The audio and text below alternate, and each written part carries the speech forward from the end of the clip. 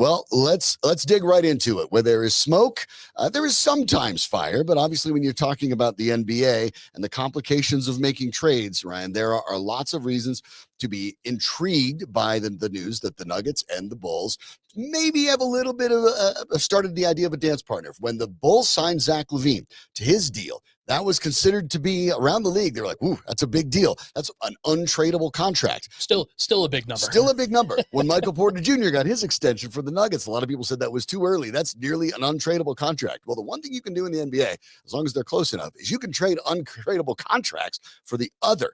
The matchup for the salary on those guys is pretty close. The Nuggets would have to slide in their fifth highest paid player on the team, Zeke Naji, in order to make it work, and probably have to slide picks over as well. Maybe. We'd have to see. We'll see. Those conversations are going to be very the Nuggets picks, obviously, that there's only a handful of them available. There's a lot of conditions behind them. Which is conditional this 2038 or whatever it's going to be. So it's complicated. But when you look at the idea of Zach LaVine, turned 30 in just a little bit here, and you look at what he does, I will say right here, and I know you and I talked a little bit before the show, we kind of disagree on it. I am not entirely sure what Zach LaVine brings that Michael Porter Jr. doesn't. Porter Jr. is taller. Porter Jr., despite the fact, he could play a little more to his size. I get that. But he is a pretty good rebounder. He definitely has a knack for it when he focuses on it. I think his defensive effort has consistently gotten better. And he's scoring at, and I apologize because I actually said Porter Jr. is the third leading scorer on the Nuggets earlier. He is not. He's second, slightly ahead. 0.1 ahead of Jamal Murray. Could be over as soon as tomorrow. But nevertheless, you're talking about your second leading scorer and a guy that potentially still, I guess, has maybe a little bit of upside as his game rounds into form. Zach LaVine, I think, is who he is at this point, almost 30. And the scoring to me is more or less a wash. I know that LaVine does it differently and can be slightly more efficient at times, but we also know that Porter Jr. can be one of the most efficient three-point shooters in the league when we're talking about a Nuggets team that doesn't shoot threes very well. So all this idea about Porter Jr. and Naji for LaVine, why would that benefit the Denver Nuggets other than maybe just shifting guys in the positions just because you need a different look? So remember when I talked about those non-Jokic minutes earlier? Right, yes. Remember when I talked about what Porter was doing in those particular minutes and just how that has looked? The actual number on that, for what it's worth, with Jokic and Murray off the floor and Porter on, the Nuggets have a 79 offensive rating. 79 is really bad. Well, can you explain to people who don't maybe understand the offensive rating in a nutshell? It is just points per 100 possessions that you're scoring. This is how frequently it's an efficiency metric. 100 would be bad. 79 is way worse. It's one of those where if you are an average offense right now, you're probably at about 112. That's with a lot of the starters on. So I'm willing to be flexible with that and say, okay, you probably just have to cross the century mark to stay afloat. The Nuggets are not even doing that. And it's not all Porter's fault. He's not the guy who's controlling the offense most of the time. Russell Westbrook is controlling the offense most of the time, but he's also a minimum contract guy. Right. So expecting him to do much more, he's been great for the Nuggets, especially for what they have asked him to do. But you can't ask him to be the leading scorer on your team. Especially in those units. Michael Porter, for as good of a fit as he has been with the Nuggets in various moments, still kind of gets out of the way a lot of the time when the going really gets tough. Okay. And I have pointed out the clutch shooting numbers. Not that he can't shoot in the clutch, but that the Nuggets don't go to him in the clutch. He has like an 8% usage rate in the clutch. So is that a function of Porter Jr.'s play? Is he in the wrong place? Do the Nuggets, there's other players on the floor, do they not trust him? Or is it simply that the best two options by and large to score in the clutch are Jokic and Murray, and because there's so much better options that guys like Porter Jr. and Gordon are obviously going to be below that? It's the combination of both. Denver is hardwired, obviously, where Jokic and Murray are going to be their guys. That's always been the case for them. But it's also partially because of Michael Porter's skill set, where he can't impact those minutes as often because he still struggles to dribble. Like he still struggles to handle that ball pressure. Creating his own shot, it can be a problem still. That's fair. So often, all you want is just the ability to handle ball pressure the ability to handle, go off the dribble and create something. And Porter, despite the fact that he has a pretty solid mid-range percentage, that he can do some of those things kind of within the flow of a game, he's not somebody that you're ever going to trust to do that on a consistent basis in a very important moment. And I think back to last year in the playoffs when he averaged 11 points per game, yeah, and like shot 35% from the field and 25% from three. It was abysmal in that series against Minnesota. Like, he got locked by Jaden McDaniels. It's not to say that, and Jaden McDaniels locks a few guys. He's a great defender. Yeah, right. But to be it's fair, not to say that Zach LaVine wouldn't get locked either. Right. But I look at the way that they guarded Jamal Murray with Anthony Edwards and Nickeil Alexander-Walker, and were just applying as much ball pressure as they could. Denver couldn't get into their offense, Shawn. They needed somebody who could initiate things. They needed somebody who could create off the dribble, who could run the two-man game with Jokic. And if somebody is like having trouble with that, if it's Murray's having trouble with that, they needed somebody else to do it. KCP couldn't do it. Right. It's one of the reasons why he's gone. There really hasn't been a lot of guys who can dribble drive. Right. When it's necessary. Aaron Gordon at times along the baseline, but it's obviously not what he's best suited to do. As you pointed out, KCP wasn't that guy. Michael Porter Jr. is not that guy. Zach LaVine can do that. Now, he's not as adept a passer in the drive and kick game as, say, like a Russell Westbrook, but you still have to respect his ability. And you're right. When you're locking down someone like Jamal Murray, Zach LaVine changes that. Let's say hypothetically they bring LaVine in, and let's say it costs them, let's worry about the picks. Sure. Najee and Porter. LaVine is not going to probably replace Porter unless the Nuggets are going to go very small consistently. I think he might. They'd have to go really small. Do they really? Is it really that small in the NBA today? Is it really?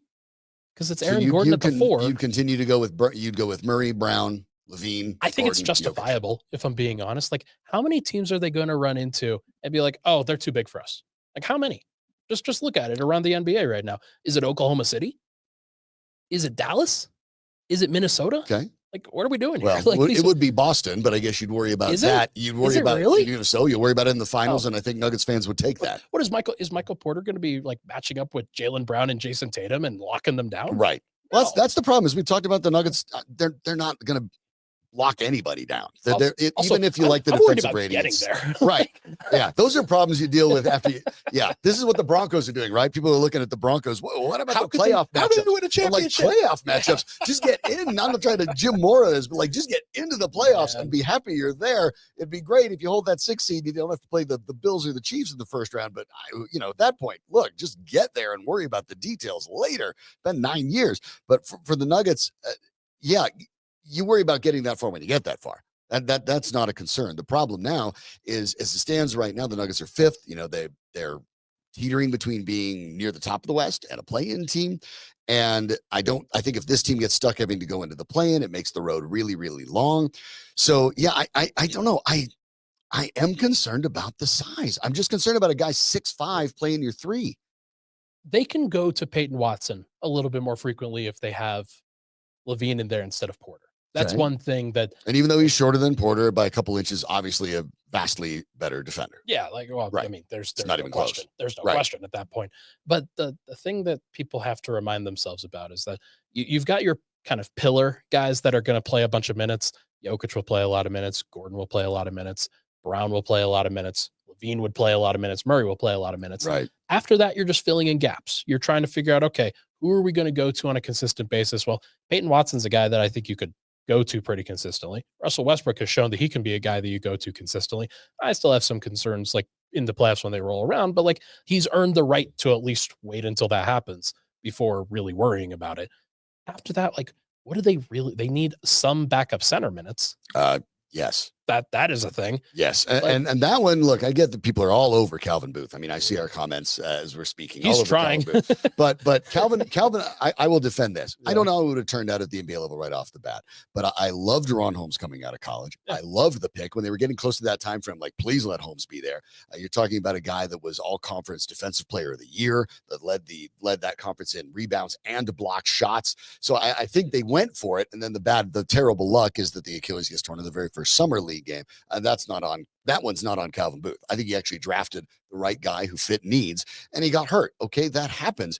And one of the things in the comments that I think is interesting, that was the idea that Our man Dejan here in the comments pointed out his concern. Dayon. Okay, yeah. Sorry, he's a guy with a Slavic last name. I should have been better at that. That's on me.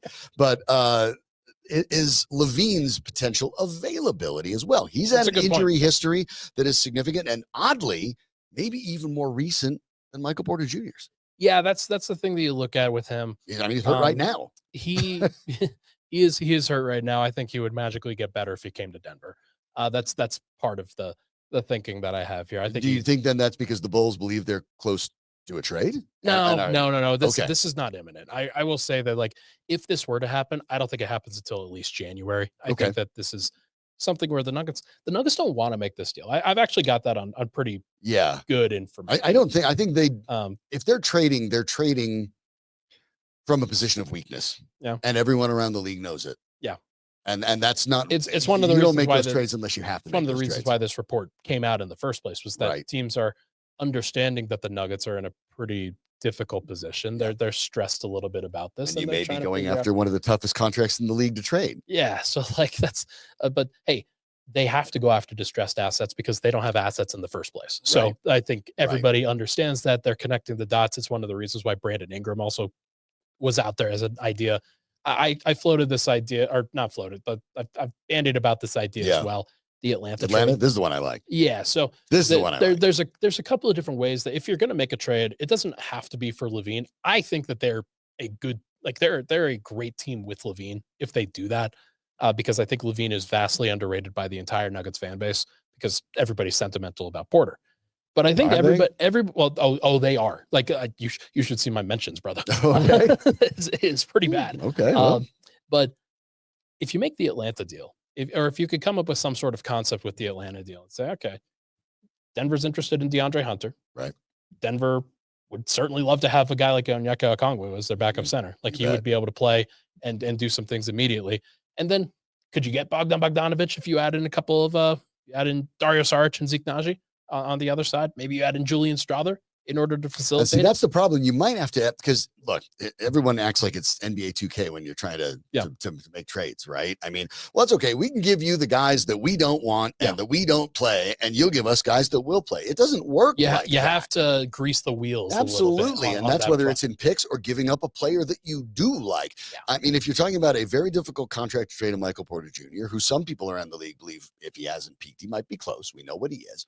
And you're asking people to take on Saric, who doesn't play. He can play, and he'd be one of those guys that it seemed like Atlanta would be like, okay, you know, we could. Well, and they could utilize him differently because when Saric had to start here and there, he can be useful. He's obviously the bench fit has been complicated. Right. But again, you're talking about teams, and in Zeke Naji's case, you're talking about a guy who played 79 minutes this year while healthy. You'd have to be able to say, if you were trading with the Nuggets, and this would be from the perspective of the team trading with the Nuggets, we think the Nuggets coaching staff doesn't know what to do with Zeke Naji. We think we can do better. Well, how many coaching staffs at this point, unless you have a ring on your finger and a whole bunch of wins like that, how many can really look at themselves in the mirror and say, yeah, we have a better coaching staff than the Nuggets? So Naji's hard to trade. You see the way that things have gone with Denver's backup center over the course of these last few years. And it's been like the Broncos at right guard, just keep rolling them in. Well, it's not try just somebody that. new. It's that when they're out, they're better. Isaiah Hartenstein is a great example. Yeah.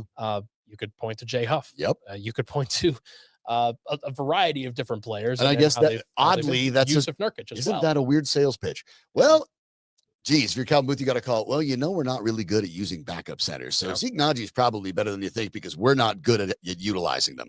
That's a weird sales pitch, but I guess it might work. Calvin Booth would say that against Michael Malone. He would absolutely do that. You might have to if you're going to make the deal. I mean, that's the problem, right? You're trying. This is rummage sale stuff. Bottom line, expensive rummage sale stuff, as it turns out. Bottom line, though, there is a reason why this report came out when it did. Denver is exploring possibilities. Right. They know that they are not good enough. I believe that they are not good enough. Nuggets fans are still on the fence. And the Bulls have been trying to move on from that LaVine contract. Yeah. They had the buyer's remorse not long after. So I think that there is some serious dot connecting going on in some of these reports for sure. But I also think that there's some real stuff like the LaVine and like that interest is real from Denver. This is probably real from Chicago. This is not something that is like just contrived by people. This is happening.